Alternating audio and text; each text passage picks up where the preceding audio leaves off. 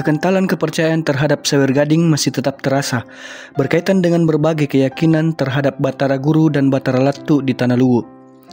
Ajaran-ajaran dan nilai-nilai luhur berupa adele atau adil, lempu atau jujur, tengeng atau benar, dan geteng atau teguh, tegas, yang berasal dari Batara Guru, Batara Latu, dan Sawer Gading tetap dipegang teguh oleh pemuka-pemuka adat bersama dengan masyarakat di wilayah itu. Salah satu wujud dari pegangan itu terpatri pada sebuah monumen di kota Belopa yang berbunyi Tebakke Tongange atau kebenaran tidak akan mati. Memasuki wilayah Kecamatan Bua, menjelang pintu gerbang kota Palopo, nuansa budayanya yang berkaitan dengan epos Ilagaligo masih terasa. Beberapa nuansa budaya Luwu dapat dirasakan, misalnya pada penamaan Istana Raja Luwu yang disebut Langkanai, Rumah Jabatan Bupati sekarang yang disebut Sao Kotae, Balai Pertemuan Masyarakat yang disebut Sodenrae, dan Balai Pertemuan yang terdapat di samping Rumah Jabatan Bupati disebut Simpurusiang. Penamaan ini mengingatkan kita pada nama-nama tempat keramat yang juga disebutkan dalam epos Ilagaligo. Ajaran-ajaran Sawer Gading itu juga tampak pada semboyan yang mengkokan jati diri orang Luwu yang berbunyi Todopuli Temalara atau kokoh tempat tidak bergeser. Sebagaimana tertulis pada sebuah monumen di muka Istana Luwu di kota Palopo. Semboyan itu tampak berdampingan dengan monumen Sebila Badik yang juga bermakna keberanian yang sejati dari anak Luwu.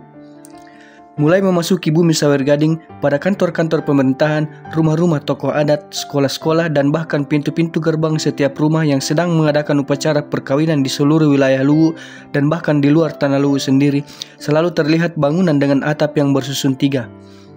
Simbol itu mempunyai makna mendalam yang merujuk kepada nilai-nilai luhur yang ditanamkan Sawer Gading. Unsur bangunan ini diartikan oleh orang Luwu sebagai simbol dasar ajaran Sawer Gading agar tetap diingat dan diikuti oleh orang Luwu dengan merujuk kepada adele, lempu, tengeng, dan geteng. Simbol ini merupakan aplikasi ajaran yang terpatri pada kesatuan anak telue yaitu Bua, Ponrang, dan Baibunta yang dalam nilai luhur adatnya disebut juga Telu Ale Sedi Ate, yakni tiga badan namun satu hati. Bahkan bangun susun tiga itu dilambangkan sebagai kesatuan utuh dari Sombai Rigoa, Raja Goa, Harungpone, Raja Bone, dan Payunge Riluwu, Raja di Luwu.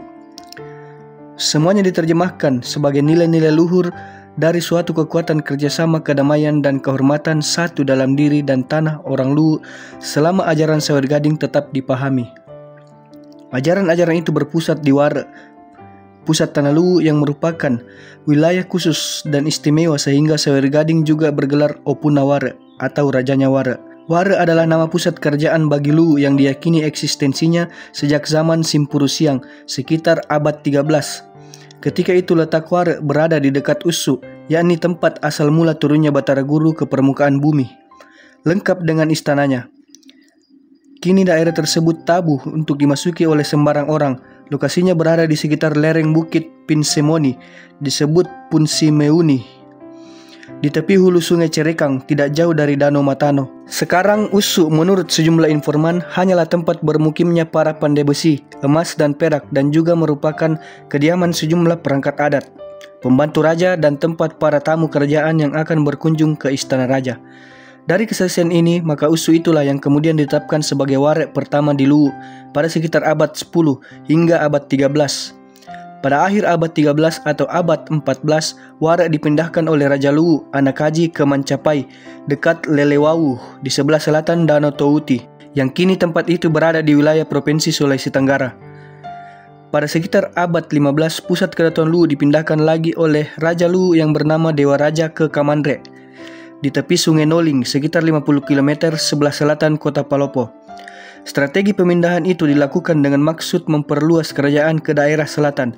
Sayangnya, usaha tersebut terhalang oleh adanya perlawanan keras dari kerajaan Bone yang mengakibatkan keraton Luwu kehilangan wilayah Cenrana, Wage, dan Lale Tondro. Pada abad 16, Ware atau pusat keraton Luwu dipindahkan ke Pao di Pattimang, Malangke. Di tempat inilah agama Islam mulai diperkenalkan oleh Datuk Pattimang, sezaman dengan pengembangan Islam yang disebarluaskan oleh Datuk di Tiroh di wilayah Bulukumba dan sekitarnya, serta Datuk Ribandang di Makassar dan sekitarnya. yang berlangsung serentak sedini tahun 1603. Pergolakan di Kedatuan Luwu untuk memperebutkan tahta menimbulkan pertikaian antar putra mahkota Pati Raja dan adiknya yang bernama Pati Pasaung. Perang saudara tidak dapat dihindarkan terjadi, namun akhirnya dapat dipadamkan oleh Madika Bua, Madika Pondrang, dan Makole Baibunta, di mana Madika Bua telah berperan sebagai seorang inisiator sekaligus ketua perdamaian. Perang saudara tersebut diakhiri dengan penyerahan kekuasaan kepada raja yang sah, Pati Pasaung, oleh kakaknya Pati Raja. Sejak saat itu, letak Warek ditetapkan di kota Palopo. Sedangkan 3 kerajaan pendukung Luwu yaitu Bua, Pondrang, dan Baibunta diangkat statusnya menjadi anak Telue atau 3 kerajaan utama di Luwu.